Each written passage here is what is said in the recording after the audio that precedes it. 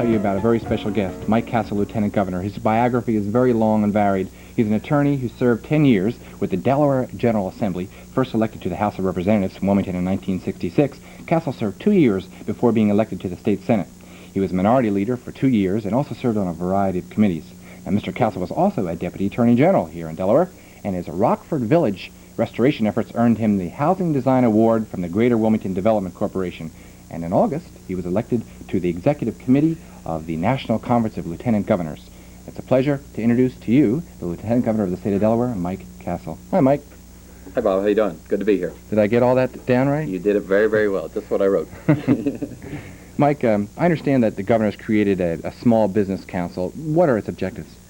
Well, we all know that DuPont and Hercules and these big corporations have people to take care of them in the state of Delaware. But there are a lot of people, a couple of the folks are just on your advertising, Mattei Associates and Fine Times Magazine, and people like this who really don't have anybody to help them in the state of Delaware. So he has created a committee which I'm heading. There are 15 people, 5 from each county in the state of Delaware, and also we're working with the Delaware Development Office, which has created a small business section.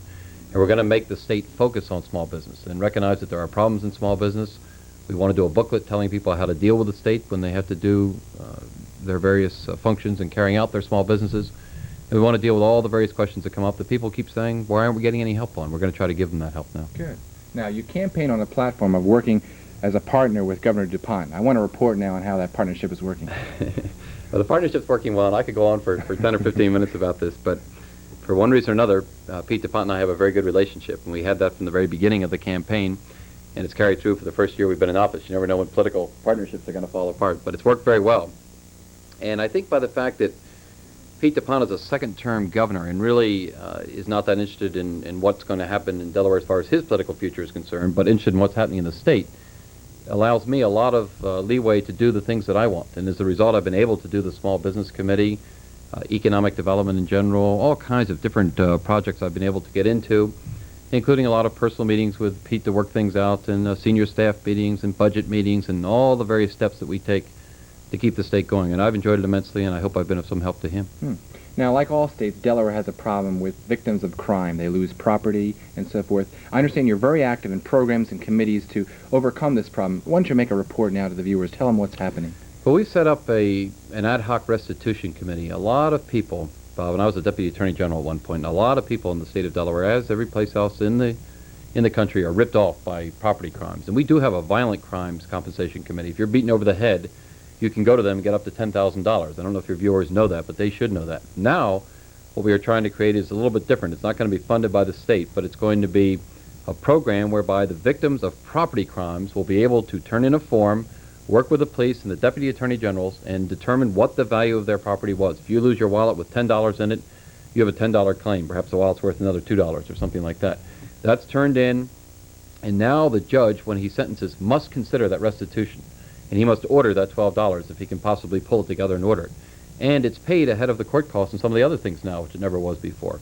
So for the first time, victims of crime in the state of Delaware are hearing about what's happened to them. They're not just forgotten as they are in some places. We don't want that. We want them to know that the system is really there to take care of them, not just to take care of that criminal. Some people get the idea that he's the only one who's ever protected, and we're trying to change that around. I think it's going to work. It's going to take time, but we're going to work hard on it. The legislation was passed last year. We're comfortable that it's going to be in good working order here in the next few months. That's an excellent idea. What about the Delaware economic climate? How would you rate it with other states around here? Well, Delaware's been very fortunate, and I think a lot of the credit goes to Pete DuPont and his administration before I got there, I must admit. I hate to say that, but that's the way it is.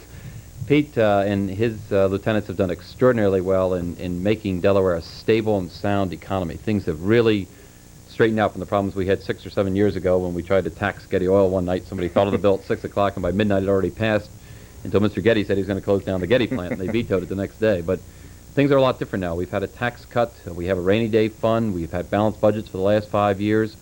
We've created many things, such as the Financial Center Development Act. And I was at a Citibank dinner just last night with these people from New York City, and I can assure you they're coming to Delaware, and they're delighted to be coming to Delaware. And we have 9 banks doing that. That's going to provide 2,000 jobs, and ultimately you're going to see downtown Wilmington mushroom up with new buildings that these people are going to build. It's a very, very serious effort by all of us in state government now to bring in new business. And we're looking at other things too, not just the banking business. That's good for white collar, but we realize there are a lot of blue collar folks out there who also need and want employment. And that's our next goal, to try to bring in the light manufacturing, the electronics, and those things. Insurance is an area we want to get into, but we have a lot of good active people. Nathan Hayward is the head of the development office now. Yes. He has good new people coming in. They're not in the merit system. They're really going to work for a living. We're not just going to have people who want to sit back and do nothing. And we feel very comfortable that this is our high priority, and we're doing everything we can in Delaware to keep our economy going. And I might add that that's being recognized now. Business Week magazine said we're one of 2 states east of the Mississippi that's a good place to do business in this country at this point in time. Oh, and also a New York Times analyst said that Delaware and Alaska are the only 2 states with a sound economy right now. Those are good things happening to us. That's terrific. Now, you're involved in all these extra things that normally aren't traditional roles for the Lieutenant Governor. What does the Lieutenant Governor of the state of Delaware do? What is his traditional role? Well, I just made up a list of 3 pages of things I've been doing, but the Lieutenant Governor by the Constitution presides over the state Senate, which I really don't enjoy very much. You're the President of the state Senate, but you don't get to vote, you don't get to debate, and they just tell you what to do. And you run the Board of Pardons, and that's interesting, but it happens once a month and doesn't really take a lot of time. What is important, in my opinion, is the ability to work with the governor and with the legislature and with the people of the state and go out and resolve problems that come up in the state of Delaware. I traveled down to Sussex County. I spent a day there on Monday and went around and saw about 5 different areas and discussed problems all the way from Indian River Inlet to Stokely to the prison to just talking in newspapers and seeing what's going on. And I do a lot of that outwork, get out of the ivory tower and go down and meet with the folks and see what's happening. And I'm doing as much of that as I possibly can, in addition to many of the other committees and assignments and bits of work that I've been able to put together. Essentially, it's the working relationship with Pete DuPont that's allowed this, and that's what has given me the opportunity to go out and to create a position of Lieutenant Governor that may mean something in this state for a change.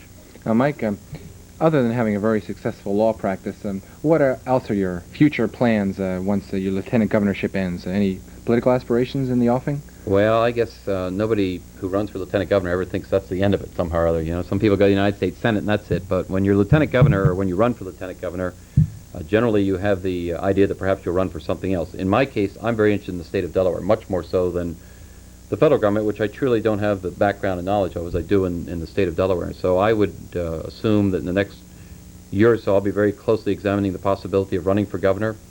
And if everything goes well, then I certainly would seek the Republican nomination for governor. I never consider any of these things to be very easy. I think everybody in their heart in some way wants to be governor of the state. So as a result, everybody out there wants to do that to some degree, and you have to deal with those problems. But I think my background and training has been such that it's something I should be looking into.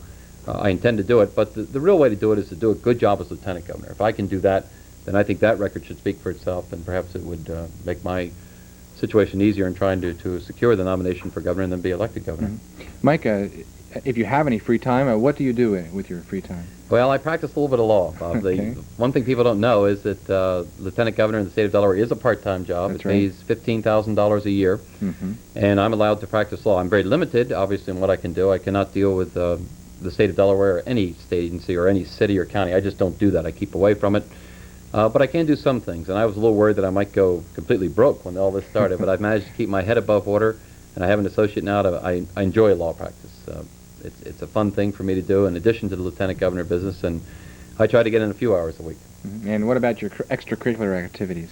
Well, I do a lot of other things. I run and play tennis and try to do a lot of conditioning things. A lot of my extracurricular activities are built around what I do as lieutenant governor. I find that I have to go to a lot of cocktail parties, dinners, dedications of things. I've done some really crazy things as lieutenant governor.